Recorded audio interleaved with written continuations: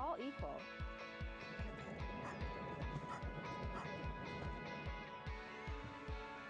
It's time that we're all heard.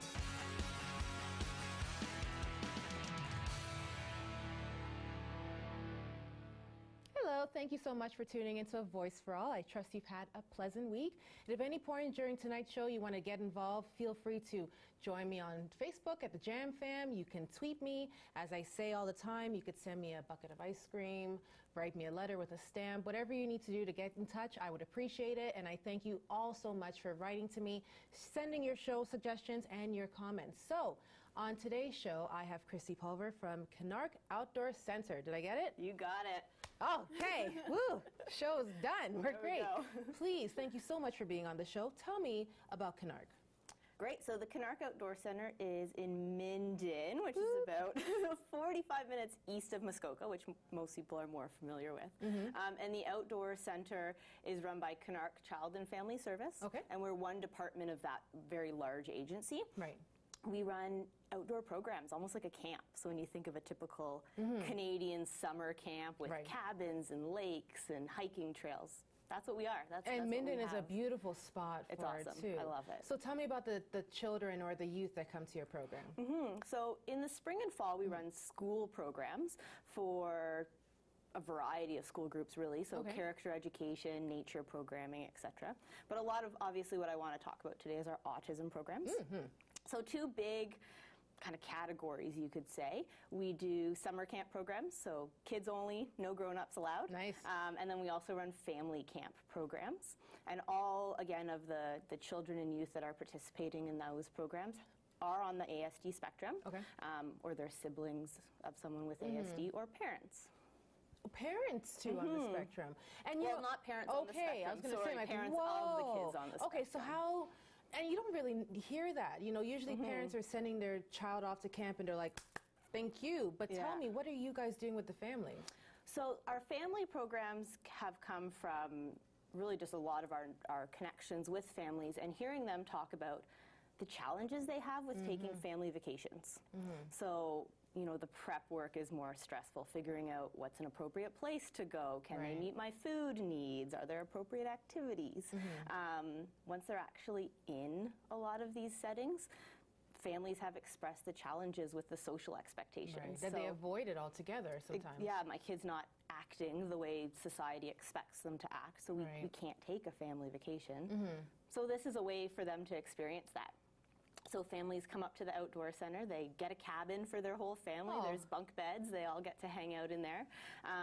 During the day we run programs, so rock climbing and canoeing lessons, hiking, swimming, and the families get to, as a unit, participate in those things together.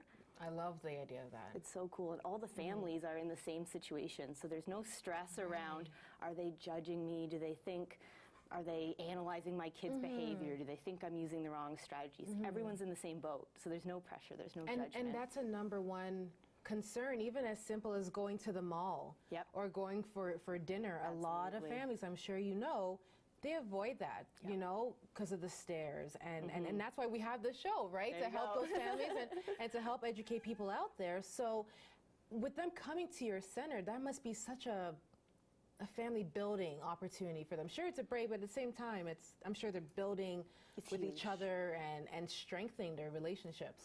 It really is. We get a lot of parents telling us, this is the first time I got to go canoeing with my kid. This is the first time I saw my child interacting with other kids in such a positive, healthy way. This is the first time my kid went outside without crying about bugs, like so many I would not stop crying about bugs. I'm that kid who will keep crying. We do have some strategies to help it out, but yeah. Now, the staff that you guys have on site, if I came with my family, how does that staff work with my family? Perfect. So for the most part, our staff, they run the activities, so that's just kind of the basic recreation things that they're trained to do. And they do check-ins with families all the time. So we usually have about 15 families during the summer family camp programs, and 6 staff about to kind of interact and participate. And our staff are all across the board. I just finished our hiring for the summer. So we have EAs coming in, we have teachers, we have some CYWs, we have outdoor recreation professionals that have worked at camps for their whole lives. So their various backgrounds, they're able to build on each other's strengths. So basically, you're telling me you have qualified staff. Very. Because unfortunately, we've seen in some situations that they just take whoever walks off the street and gives their resume, which can be terrifying to some families, that this is someone who doesn't work. So, and with a center like yours, I'm sure your staff really makes the programs run exactly how you guys envision it.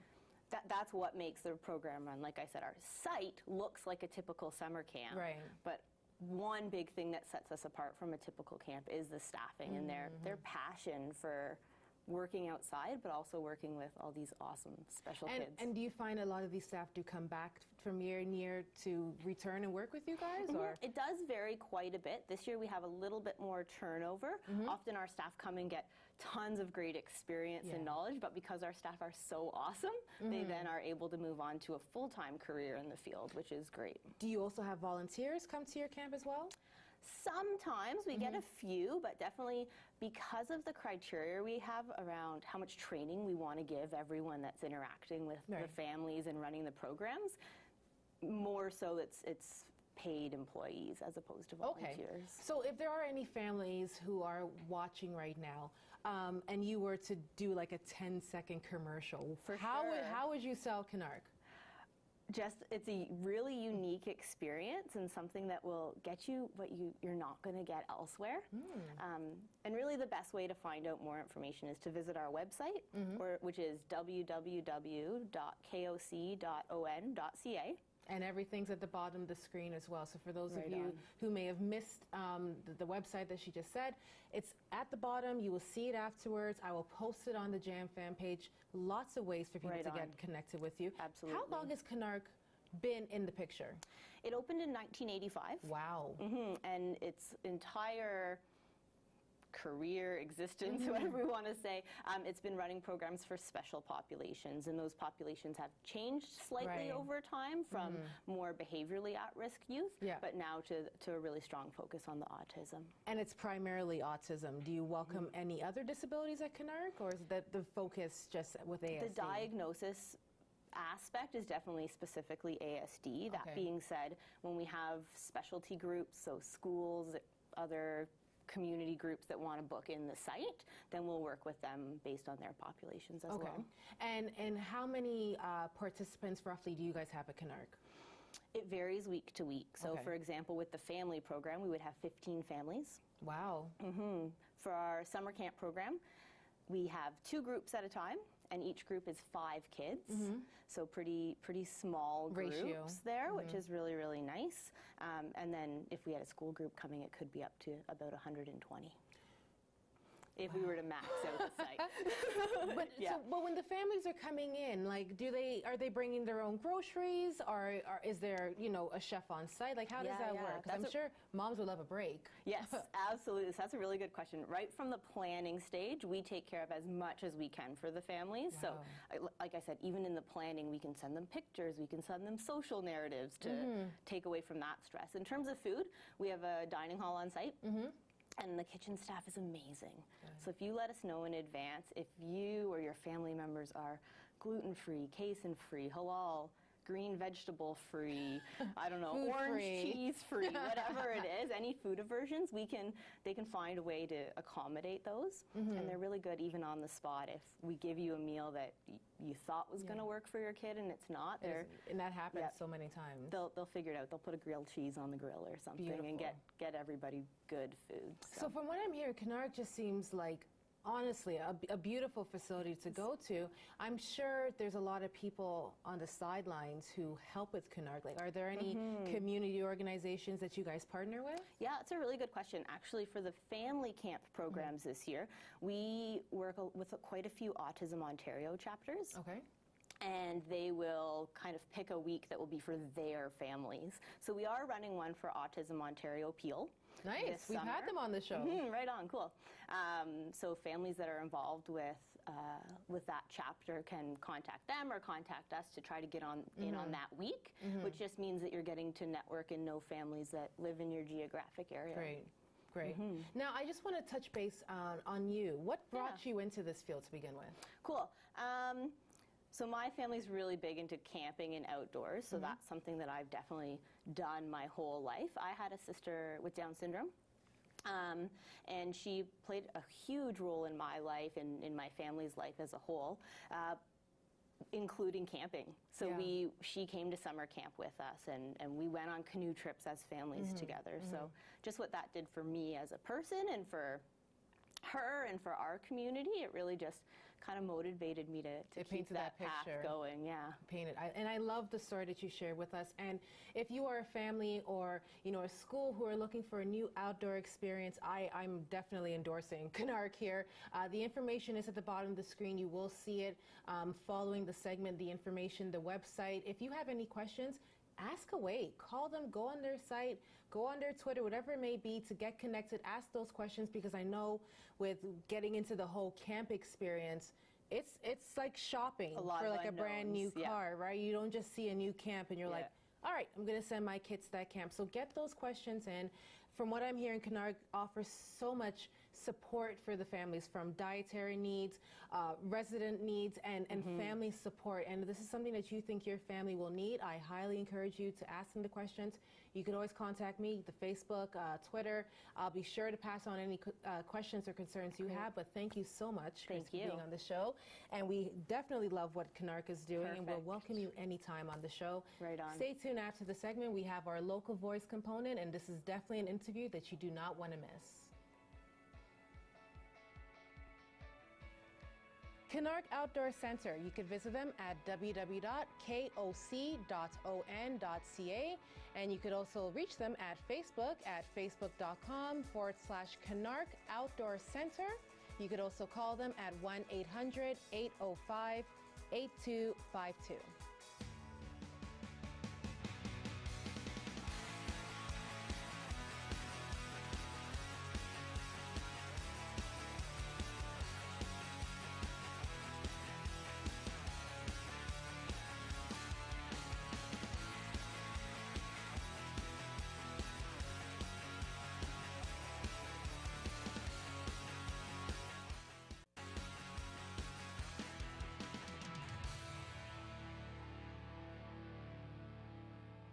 Hello, welcome back to A Voice for All.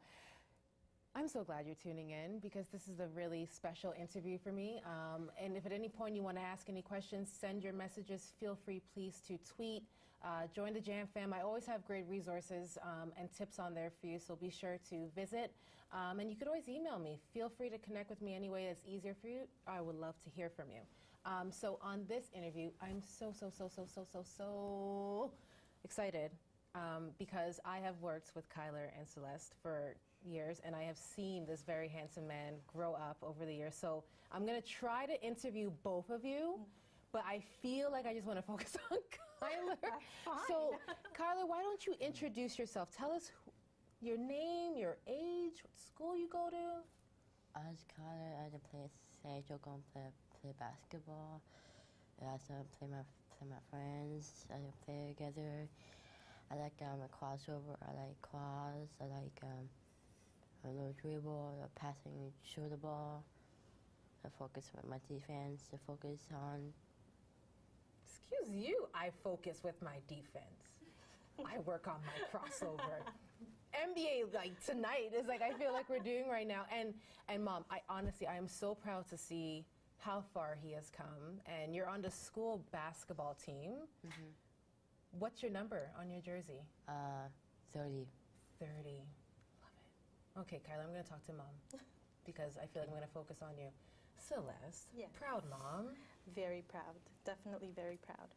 Now tell me what you've been doing in our community.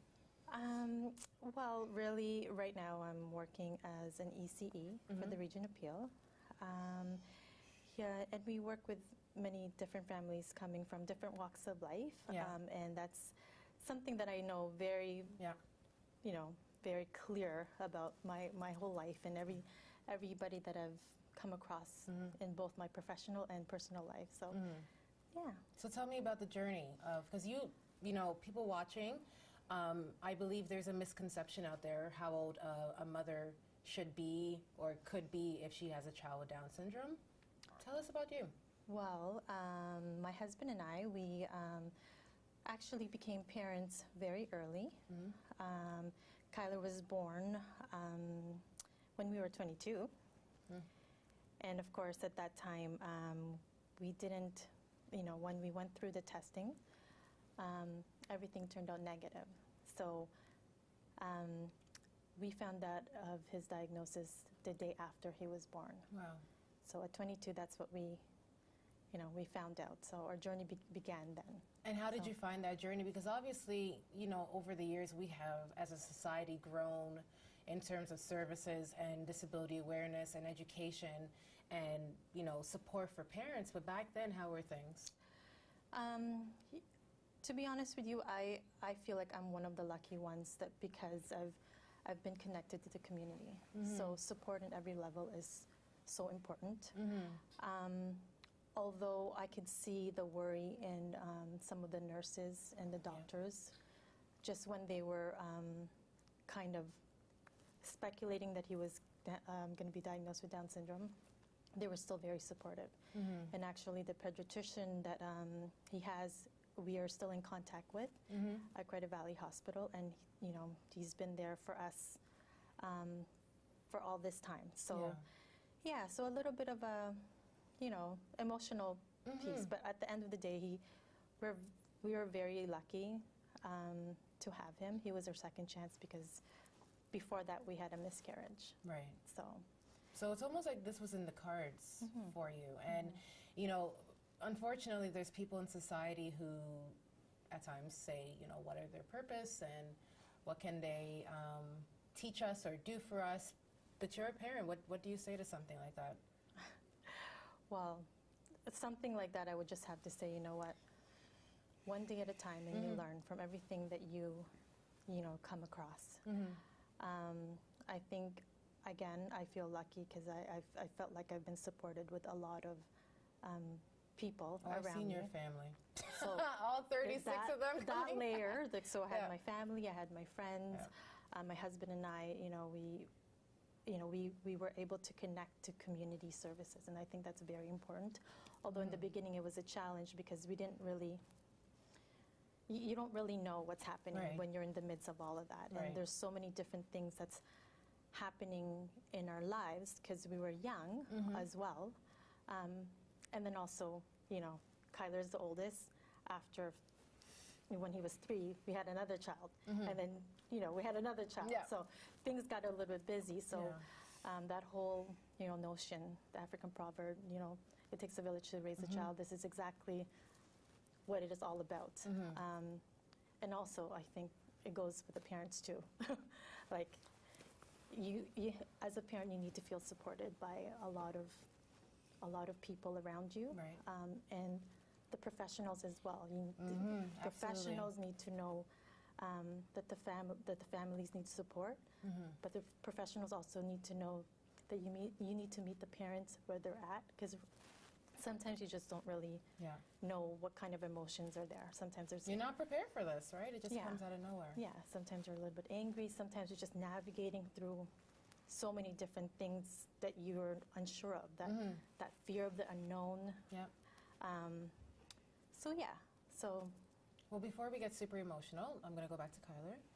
Kyler, tell me about your sisters. What are your sisters' names? Lala. My sister, she was like a foggy, and like a pond, like a foggy, like a swimming, like a sailor. And my sister, she's gonna shoot it like a frog. Like the frog? Like a frog? Oh, I love that, Kyler. I love the sisterly shout out he's doing right now. I love it. But tell me about school, because Mom, I know you were talking about the importance of school collaboration and schools, uniting with parents and meeting you guys. Tell me about your teachers, Kyler. How do you feel in your class? Miss Encilla, my coaches, Miss Bocacini, Miss Boxes. I play more basketball. I do the crossover. The crossover? You dribble? I got the rookie at school. Do you have lots of friends at school? Yeah, I love my friends. I like Blonte, Manny, Robbie, JB. Shout out to all his friends, Robbie, JB, I see you guys. But he's in a mainstream classroom? Yes. Love that. Yeah. We opted for him to stay in the school that he started off Good. with. Good. You know, like everybody knows him there, and Oh, of course you have to know Kyler.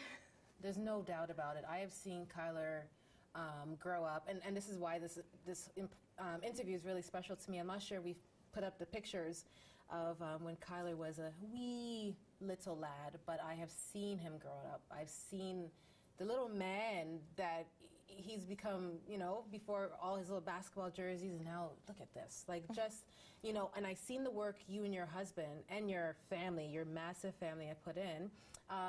This is our picture. Kyler and I were at the Reach for the Rainbow annual walk, and at this walk here, I will say 95% is his family, and then 5% is the community. So it shows you, and there's the sisters. Like, you see how cute this is?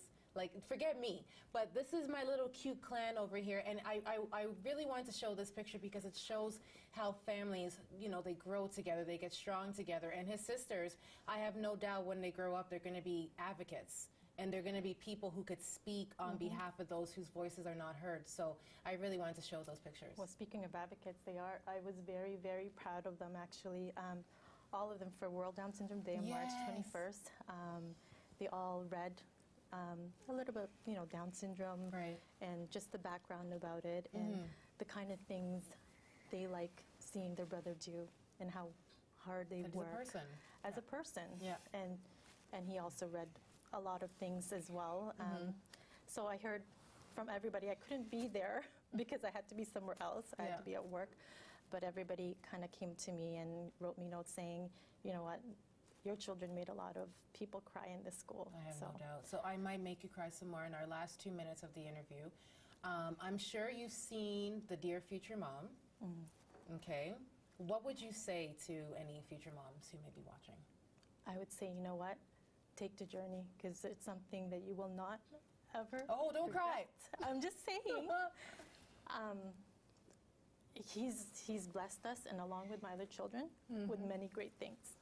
And as you know, we are always going to be proud, and this journey is going to be one that is going to change me for the rest of my life, and my husband and my children, and it's going to be for the best.